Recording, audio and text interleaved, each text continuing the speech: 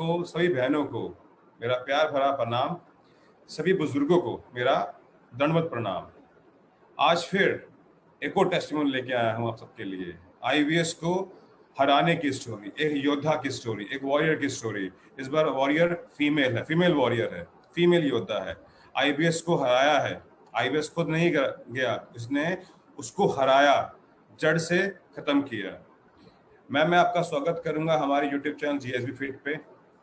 जो हमारी ऑडियंस है उनको बताइए अपने बारे में, आप क्या करते हैं, कब से परेशान थे और क्या क्या टेस्ट करवाए, कौन सी वो जो गोलियां होती हैं वो खाई, और क्या तकलीफ थी, उस जिस तकलीफ की वजह से आपकी पर्सनल लाइफ, प्रोफेशनल लाइफ पे क्या इम्पैक्ट आ रहा था, आपकी जो पढ़ाई है एमटेक की उस पर इसका क्या इम्पैक्ट आ रहा था, प्लीज शेयर कीजिए।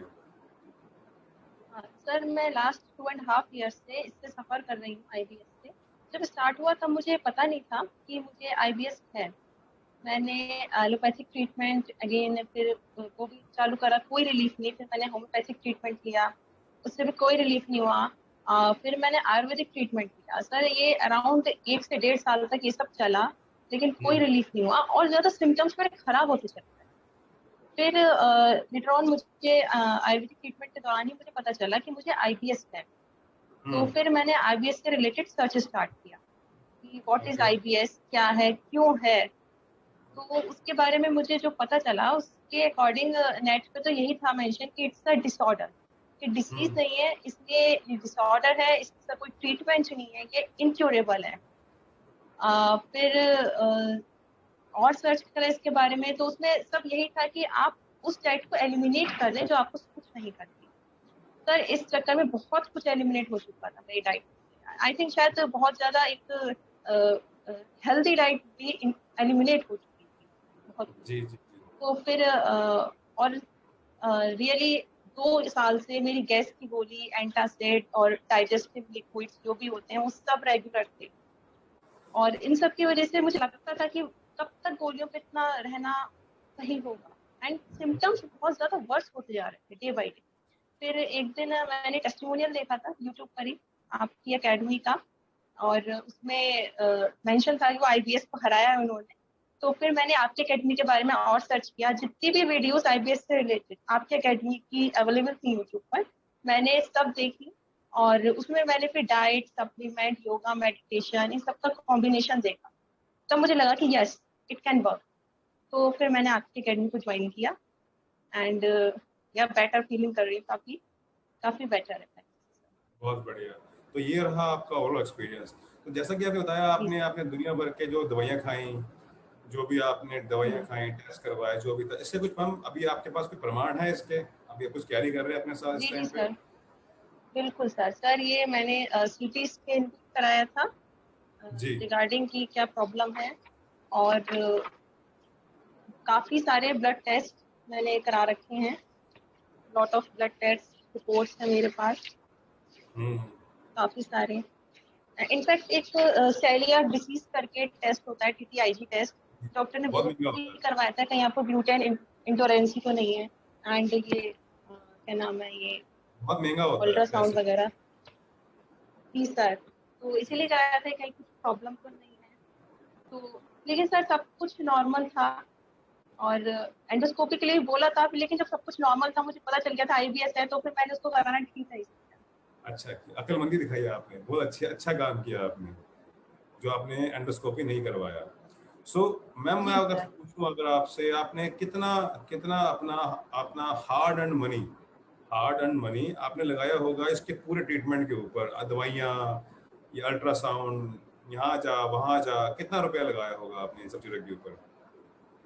सर सही मायने बोलूँ तो लास्ट 2.5 साल से तो ये सब चल रहा है। तो जो एक टुकड़ों में मनी खर्च होती है उसका हिसाब नहीं होता, जो एक बार में जाती है उसका लोग हिसाब कर लेते हैं। जी जी तो जी। इसलिए इसका मैं कह सकती हूँ कि मुझे तो अंदाज नहीं है कि कितना होगा, लेकिन हाँ सर, काफी ज्यादा होगा। क्योंकि दो काफी साल से ज्यादा। आप रेगुलर दवाई खा रहे हैं, रोज खा रहे हैं, इतने सारे महंगे महंगे टेस्ट करवा रहे हैं, तो डेफिनेटली 1 लाख 2 लाख तो लग ही जाता है। जी जी जी। अच्छा, कैसा रहा आपका एक्सपीरियंस? जो हमारे काउंसलर हैं कनिष्क जी, आप उनके साथ कैसा रहा आपका? जो हमारे एजुकेटर, मैं बोलता हूँ उनको, जो हमारे एजुकेटर्स हैं, हमारे हम्म। काउंसलर्स हैं, कैसा रहा आपका एक्सपीरियंस उनके साथ?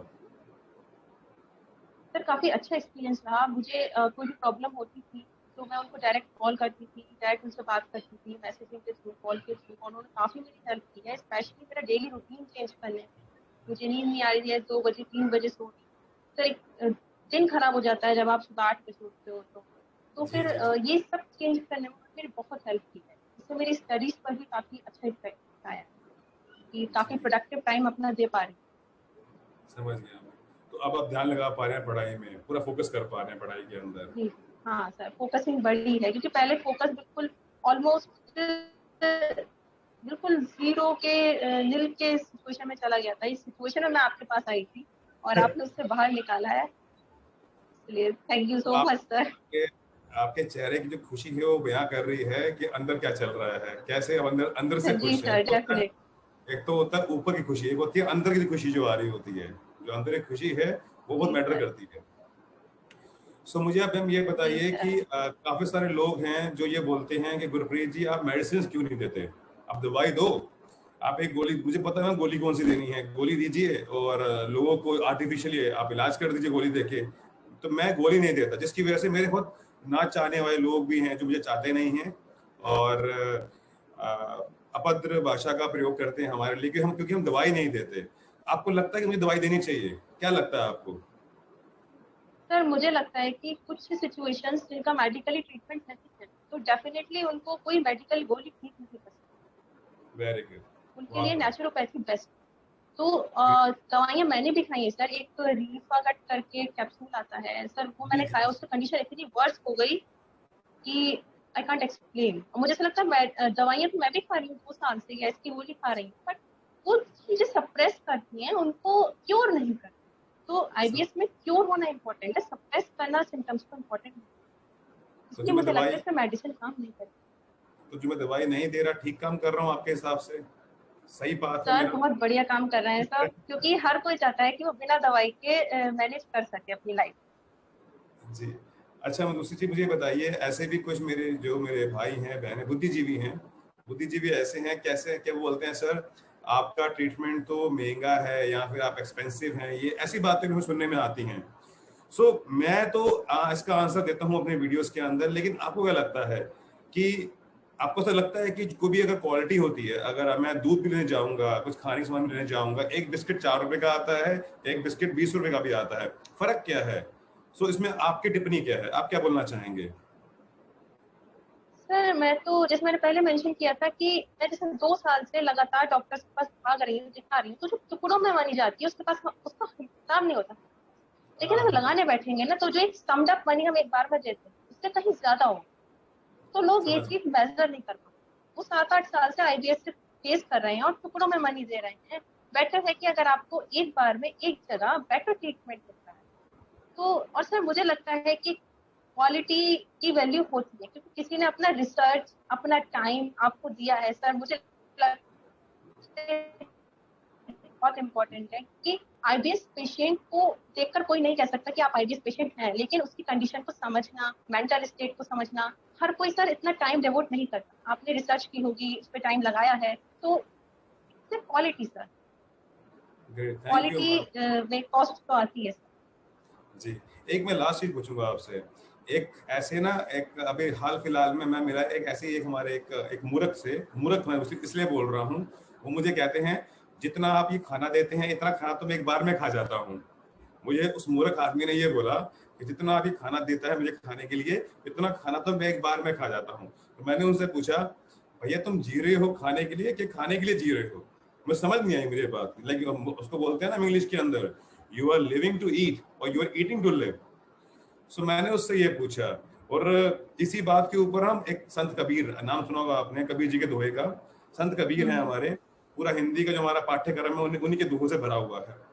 तो क्लास जी 10वीं के जी। अंदर हमने ना, मैंने एक दुआ सुना था और दुआ बड़ा अच्छा दुआ था। क्या बोलता है वो बोलता है, रात गवाई, रात गवाई सो के, दिवस गवाया खाए, रात गवाई सोए के, दिवस गवाया खाए, हाय। हीरा अनमोल सा, हीरा जो होता है हीरा अनमोल सा, हम्म। कोड़ी बदले जाए। इसका मतलब ये है भैया रात को सोते रहे, दिन में खाते रहे, और जो जीवन था हीरे जैसा अनमोल जीवन था जो दिया था उसको कोड़ियों के भाव खत्म कर दिया। तो आपका इसके बारे में क्या क्या विचार है, जो लोग बोलते हैं कि हम तो इतना खाना एक बार में खा लेते हैं? सर उनके लिए तो मैं सबसे पहले ये कहना चाहूंगी, मे बी वो शायद कभी आईबीएस से उन्होंने सफर ना किया, क्योंकि आईबीएस में एपिटाइट बहुत आईबीएस का पेशेंट है, आईबीएस के पेशेंट हो, कहते हैं इतना खाना एक बार में खा लेते हैं। सर, तो फिर उनके लिए तो मैं ये कहना चाहूंगी कि आप अपने डाइजेस्टिव सिस्टम के साथ बहुत बड़ा, एक कहते हैं ना कि बहुत बड़ा उसके साथ मिसहेव कर रहे हैं कि प्रलय आप ऐसा कर रहे हैं। प्रलय लेके आएंगे आप, शरीर में प्रलय आएगी, ऐसे बोलना चाहेंगे आप? जी जी जी। समझिए, मैंने आपसे क्योंकि इसलिए शेयर आपका किया। जी, मैंने इसलिए जी शेयर सर, किया मेरा अभी मानना है आप। कि डाइजेस्टिव सिस्टम। हाँ, आपके कॉल से पहले मैं उन्हीं से बात कर रहा था, तो उनसे बात करते करते मेरे को इतनी हंसी आ रही थी अंदर से, इसलिए मैंने उनका जिक्र कर दिया।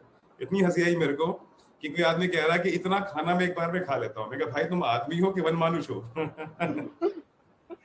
सही रहा। नहीं सर, आपके डाइट में मुझे इतना नहीं लगता कि इतना सारा मतलब इतना कम देते हैं आप। नहीं सर, बिल्कुल अप्रोप्रिएट होता है जो भी। बिल्कुल, जितना जितना हमें अच्छे जीवन, एक हष्ट पुष्ट जीवन के लिए, एक अच्छे हेल्दी जीवन के लिए जो चाहिए मैं देता हूँ वो। तो लेकिन जी ऐसे वन सर। मानुष भी हैं लोग, कोई दिक्कत नहीं है, जिनको इतना खाना चाहिए होता है। ठीक है। सो मैम, मैं आपका आभारी हूँ कि आपने समय निकाला हमारे लिए और ये वीडियो बनाया, टेस्टिमोनियल बनाया। जब फीमेल्स वीडियो बनाती हैं मुझे सही में बहुत अच्छा लगता है। क्यों अच्छा लगता है? जो बाकी फीमेल्स हैं ना, उनको एक मिलती है मोटिवेशन कि हम भी ऐसी वीडियो बनाएं, आगे आएं, कि कैमरा फेस करें। कैमरा, अगर आपने आज कैमरा फेस किया तो ऑब्वियसली बात है, आगे चल के आप अपने स्कूल, कॉलेज, जहां भी आप पढ़ रहे हैं, पढ़ा रहे हैं, वहां भी आप में जो पब्लिक स्पीकिंग स्किल्स हैं वो भी इंप्रूव होते हैं इससे। जी सर, डेफिनेटली। तो मैं आपका धन्यवाद करूंगा कि आपने समय निकाला, और ऐसे ही लगे रहिए, अपनी पढ़ाई कीजिए, और जहां हमारी हेल्प बिल्कुल चाहिए सर। निसंकोच फोन घुमा दीजिएगा, काउंसलर आपकी सेवा में हाजिर है। Thank you sir. धन्यवाद ma'am, thank you, thank you. Thank you.